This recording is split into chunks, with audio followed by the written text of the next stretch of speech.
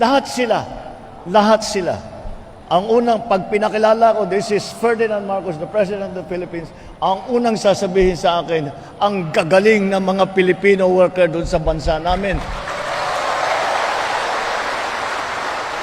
Napakasipag, napakabait, napakahusay, napakadaling turuan.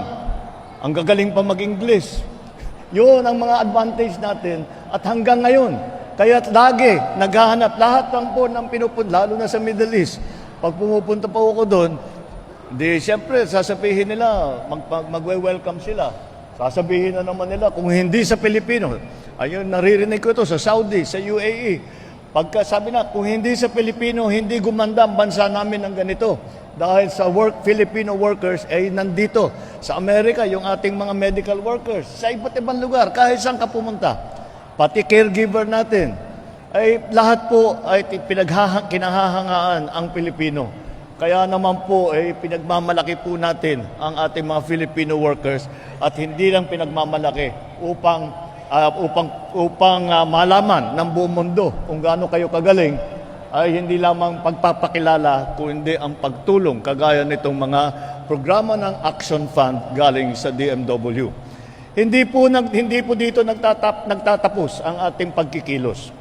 Mahalaga ang maagang tulong, ngunit higit na kinakailangan ang mga pangmatagalang solution, hindi lang yung minsanan. Kaya't gumagawa po tayo ng mga hakbang na magsisilbing tulay tungo sa mas matatag na kinabukasan. Kanina lamang nilagdaan na ang Memorandum of Agreement sa pagitan ng Department of Migrant Workers, sa DOLE, sa TESDA at sa OWA, kasama ang mga local government unit at pamahalaang panlalawigan ng Pampanga. At sa ilalim ng kasunduang ito, magpapatupad ang mga kasaping ahensya, katuwang ang lokal na pamahalaan ng Pampanga ng mga programa laban sa illegal recruitment at human trafficking. Ito ang magsisilbing proteksyon ng para sa ating mga kababayan bago pa man sila makaalis ng bansa. Ngunit, hindi sapat na may programa lang. Kailangan ang malinaw na koordinasyon at sabay-sabay na pagkikilos ng iba't ibang ahensya ng pamahalaan. Kasama ko ang DMW sa hangaring magtagumpay ang kasunduan na ito at lahat ng mga programang makakatulong sa ating mga OFW. Dito sa Pampanga, ating ipapatupad ang MOA, isang simbolo ng pagtutulungan ng local government kasama na ang national government laban sa illegal recruitment at sa human trafficking. Ako, inaasahan ko na magiging maganda ang resulta ng kolaborasyong ito.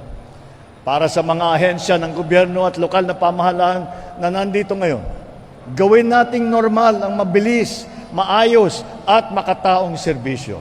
Sa bawat desisyong ating gagawin, lagi nating iisipin kung paano natin mapapaglingkuran ang ating kapwa Pilipino na may dignidad at malasakit.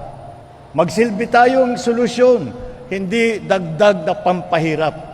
At para naman sa mga minamahal nating OFW, hindi matutumbasan ng anumang salita ang aming pasasalamat sa inyong sakripisyo, sa inyong pagmamahal, sa inyong mga pamilya, sa inyong mga kababayan, at sa inyong minamahal na publika ng Pilipinas.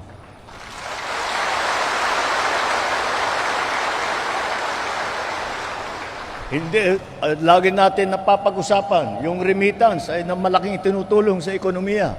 Ngunit hindi lang yun, higit po sa remittance lamang.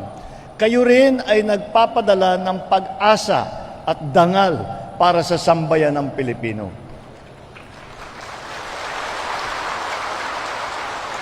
Kaya naman ay ginagawa ng pamahalaan ang aming makakaya upang patuloy kayong suportahan sa loob at sa labas ng bansa.